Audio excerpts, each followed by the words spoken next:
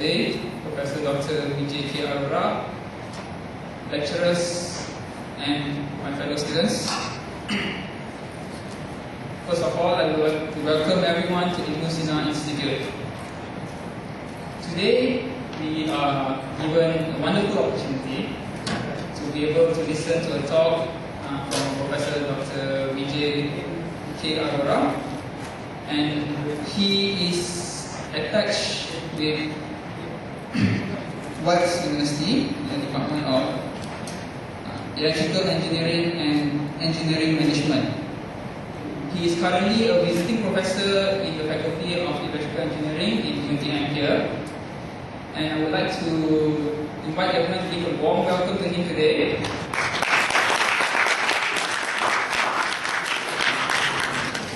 Now, before I hand over the floor to our distinguished guests, I would like to introduce Professor Vijay Arora to everyone. As I mentioned, he is a tenured professor of Electrical Engineering and Engineering Management at IIS University. He had been a visiting professor at many universities, including our university here in UTM, and also University of Illinois, University of Tokyo, National University of Singapore, Nanyang Technology University, University of Western Australia, University of Malaysia Sabah. His research interests includes mobility limiting mechanism in high-speed devices, including quantum and high-field effects. Professor Arora has authored and co-authored more than 150 papers on various scientific and educational issues. He has participated in many international events, such as the IEEE Electron Devices Society, the American Society of Engineering Education, ASCE, APS Forum on Industrial and Applied Physics. He is also listed in 500 greatest geniuses of the 21st century. Leading scientists of the world 2005, great minds of the 21st century, leading intellects of the world, Millennium Hall of Fame, and many more. Ladies and gentlemen, without further ado, I would like to present to you Professor Dr. Vijay Arora.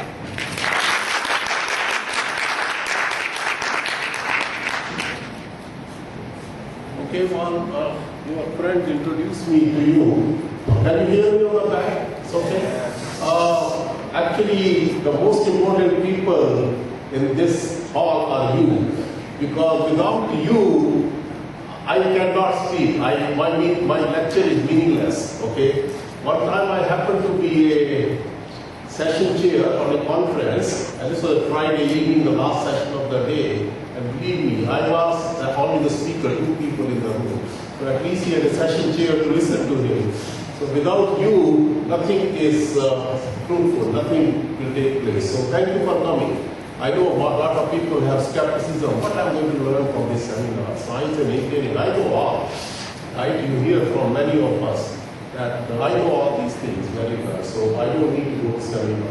But believe me, going to seminars, going to masjid, going to community places gets you a lot of social interaction, lot of new ideas, a lot of things to take place. So, and that's why whenever we start an event, we always invoke the will of Allah, Bismillah Rahman Rahim, you know all very well.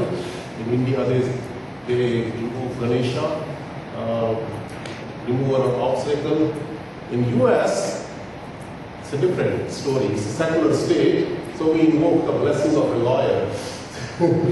So before paper is published, the company will ask the lawyer whether this result should be published. So they go through a internal review whether there's anything intellectual property buried into it should not be published. So one time a lawyer, an engineer, and a priest, there was some mishap with the chips design or some engineering project failed. A lot of people died. So they were to be punished. So they were put on gallows. So in Islam, tit for tat. You kill somebody, you get killed in the process. So first the priest turn came and the blade got stuck of the gallows. So he said, praise to be God, I am survived. So the second time the turn came of a lawyer, and same thing again, blade got stuck again. So he also said, praise to Allah, and I am free now. Engineer came, and engineer looks upward. He said, hold, I see the problem there. In other words, even if he's on the gallows, he's still thinking of the design of the project in a way. So now science and engineering have very deep connection. Anyway, that's why I close this topic. You generally know that how important is Ibn Sina for that purpose. I later on make a case for Professor Masim to even claim that Ibn Sina should be given more funding to invigorate engineering, so to say. So science is the life of engineering. Without science, engineering cannot go any further. So I'm going to present that case, so to say. Okay, now let's start. Why we work? Why we do research? Anyway, for some the research is boring, it's a necessary evil. I have to get a job, I want to do it. But there are a lot of ways you can make research a lot of fun. Provided you work in team, provided you work in interdisciplinary project, you find new frontiers, you find new knowledge and so on. So it can be a lot of activity. Later on we're going to talk about the brain, and today if you look at the Star newspaper, there's a brain at work. The brain should be always active all the time, and that's how you feel happy, you feel contented. Otherwise you come to the work in the morning and say, oh, just another day wasted in a way. But if you are working with the people in a group, in a research environment, you feel that you're grown for another day and you always feel contented, feel happy.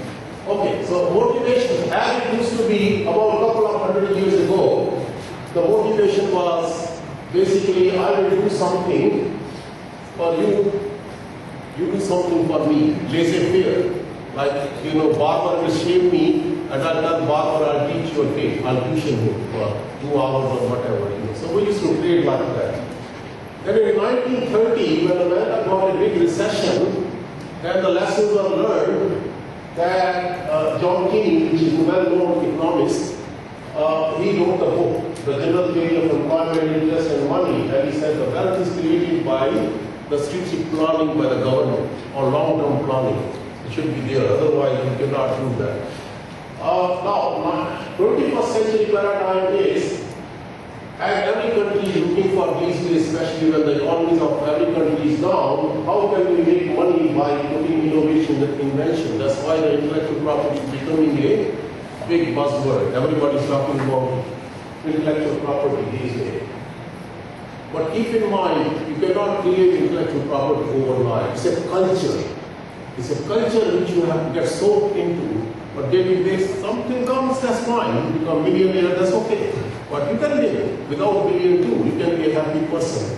So you are not doing just for the sake of money, but just for the sake of contentment that you are a happy person. You can do it. Okay. Now, what is the difference between science and engineering? While scientists study the world as it exists, it's a process of analysis.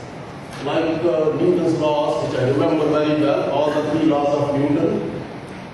We can, remember it. But question is, can you apply it somewhere? If you apply it, that becomes engineering. So engineering creates a world that never existed. It's a process of synthesis of human needs, wants, goals, and combination of ways change. So you could say the science is more constant, but applications of science are changing every day. So how can you do? How can you be a good engineer if you don't know science? You need to have a fundamental grasp of science and only look out of the opportunity where I can apply the science. It's very, very important. Okay.